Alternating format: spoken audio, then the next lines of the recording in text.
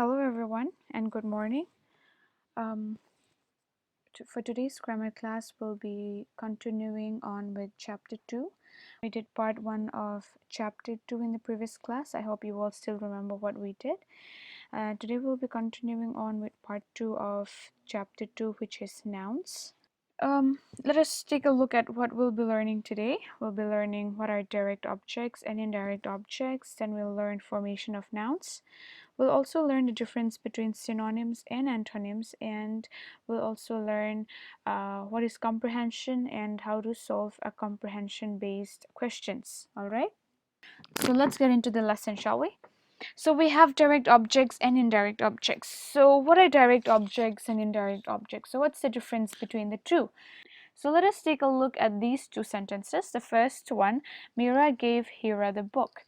And the second one is Mira gave the book to Hira. In this case, what is the difference? The meaning is the same, right? But we have a slight difference in these two sentences. The difference is in the position of the objects. So we have two objects, Hira and book. So between these two objects, we have to figure out which one is the direct object and which one is the indirect object. If you read the sentence, Mira gave Hira the book. Let us consider the first example. So Mira gave Hira the book. Mira is the doer of the action, right? So Mira is the subject. I think we have learned this in the first lesson itself, right? So every sentence has a subject, it has a verb, and it has a object. So over here, the subject is Mira, and what's the verb? The verb is gave, right?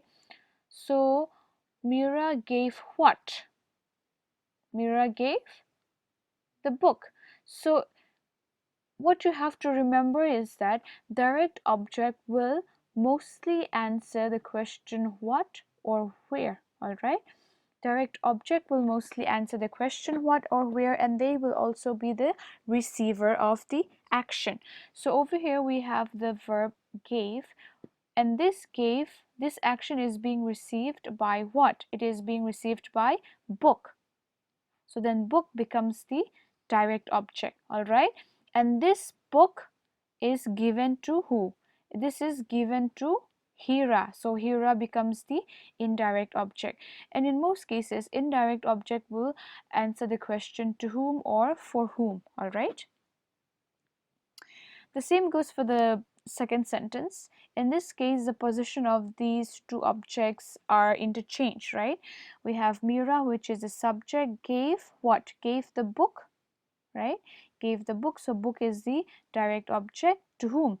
To Hira. So Hira is the indirect object. I hope we're clear on that. Yes.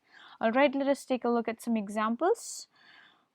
So if you turn your book to page number 11, then you will have exercise B. Over there you have to circle the subjects, underline the direct objects, and cross out the indirect objects, right?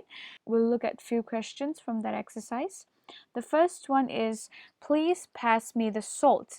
In this sentence, there is no subject, all right? So if there is no subject, then you don't have to circle anything, okay? So there is no subject, but what about verb? We have verb. So then if there is a verb, then this verb happens to who? Pass what, right? Please pass me the salt. So based on what I've explained earlier regarding how to figure out direct object and indirect object, pass is the action. This action is being received by what? Pass what? Pass the salt, right? The salt. So salt becomes the direct object. So that's why we underline it, all right? And then pass this salt to who, right? To me. So then me will be the indirect object, so we have to cross it out. All right, so let's take a look at the second one. Will you do me a favor? In this case as well, we do not have the subject, but we have an action. So do what? Do a favor, right? So favor will be the direct object, and to whom? To me. So me will be the indirect object. All right. However, in the third sentence, we have a subject. So what's the subject? The subject is teacher, right? So we have to circle the subject. And then the teacher read what? Read A story. A story becomes the direct object. To whom? To the class. So class becomes the indirect object, so we'll cross it out. Okay, I hope you understood it. Try to solve the remaining questions on your own. All right. Okay, now let's see more examples.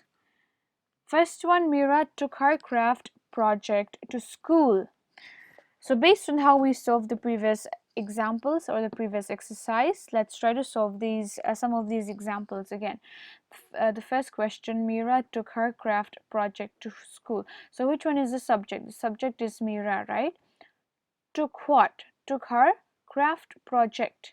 So this one is the direct object, and to where? To school. School becomes the indirect object. All right.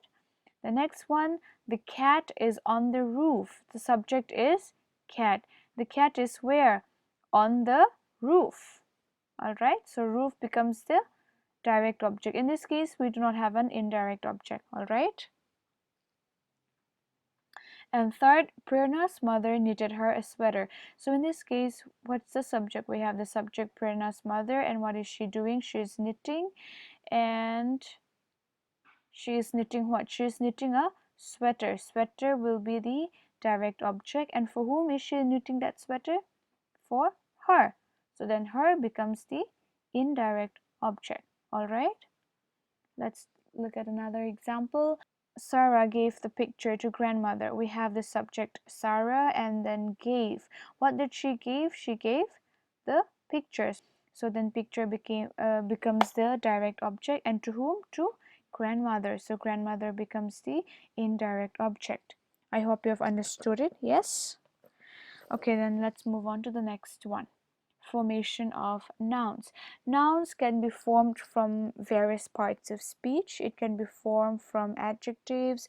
Another noun can be formed from a noun itself, and then nouns can be formed from, say, adverbs as well. All right. So let us take a look at some examples. Over here we have Binny was a brave girl. She saved a puppy from drowning. It was an act of bravery. So over here we have the word brave, right? Brave girl. So brave is an adjective, and from this particular adjective we form the abstract noun bravery. All right. Let us look at the second example. Dew collects buttons. She has quite a collection. So in this case, from the verb collects, we form the noun collection. All right. Let us look at some examples of formation of nouns. From the noun champion, we form another noun championship. Then we have the noun child, and from child we can form another noun childhood. Then we have extend. This is a verb, and from this verb we can form another. We can form a noun extension. Another verb celebrate. From celebrate we can form celebration, which is a noun. Then appear, appearance, possible, possibility, advertise, advertisement, pack, package. So you can refer to page 11 for more examples. All right. However, some words completely changed. For example, from the word choose, we can form the noun choice. These are a bit different from the previous examples, right? Humble, humility, solve, solution. These are some examples of nouns which are being formed from various parts of speech. Now let's move on to synonyms and antonyms. So let's see what are synonyms and what are antonyms and the difference. So synonyms are words having the same meaning. All right, it's very simple. All right, if there are words having the same meaning, example, hazardous and dangerous, they have the same meaning, right? Likewise, stroll and walk has the same meaning.